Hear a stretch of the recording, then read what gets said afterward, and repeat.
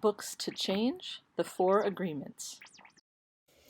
Hey everybody, it's Lauren Stanek. We get a lot of book references on the podcast. We thought it would be cool to kind of read some of these books for ourselves as they're recommended to us by some of our guests and let you guys know what we think of them as well. So, the first book that I have read is called The Four Agreements, and that is by Don Miguel Ruiz. This was a book that Laura thought would help me level up, and after reading it, I can honestly say it absolutely did. A lot of what we're taught as we're growing up as, little people wandering the earth is basically to mind the rules, to mind society's rules. And that's all well and good, except sometimes some of those rules are maybe enforced in a way or brought to us in a way that kind of diminish the light, I'm going to say, that we as individuals have. And so this book, The Four Agreements, is really this process of kind of creating a new set of rules for yourself and disregarding most of what society has outlined for you. As long as we're dealing with someone else, we have the ability to make it either a positive experience for both parties or something that's negative. And so this is that journey on how to make it more positive and how to take, every moment or many of the moments that life gives us and find the positivity and find the humor and find the beauty in it. And so the way that we go through this is kind of like a kindness rebellion, which I think is really great. Be impeccable with your words. Say what you mean, right? Easier said than done sometimes, but that's the very first agreement. Just to be impeccable with your words, say what you mean, and basically avoid negative speech, especially towards yourself.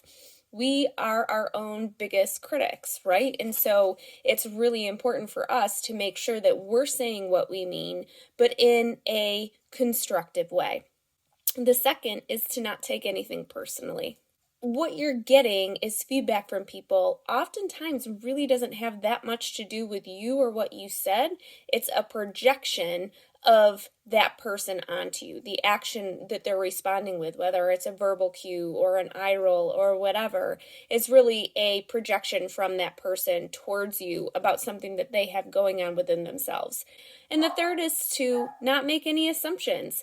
You need to have the courage to address things, one-on-one with people, to ask the hard questions that maybe you're not always really ready and willing to hear the answers to, but are really important so that you have all of the information so that you're making decisions based on fact and not things that we might be kind of projecting because, once again, from our own perspectives. And then the fourth is just always to do your best. Obviously, days that you're sick, days that you're not feeling, you're not feeling up to it, maybe you didn't get a full night's sleep, those days, your best is going to be different from the day that you are riding and flying high on something. But as long as you're always trying your best moving forward, you can always say at the end of the day, I left it all out there on the table. I gave it everything that I had. And you can feel really good about the day's work that you put in. There's one part of this book that I told myself when I was first reading it that I absolutely was not going to participate in. I am not a religious person, and so when I see words that relate to religion, I tend to have a little bit of a knee-jerk reaction. And so the very last section of this book has a section of prayers. I will say that I was actually so moved by the book and thought that there was such wonderful information and criteria put out there that for me, I decided to take a peek. I'm like, I'll just read one. And I read one, and I have to say it definitely spoke to me. And then I read the second one and it spoke to me a little bit more. And then I read one, probably the third one in the prayer section. I think there's only maybe 4 or 5. In reading that third one, it honestly changed me a little bit.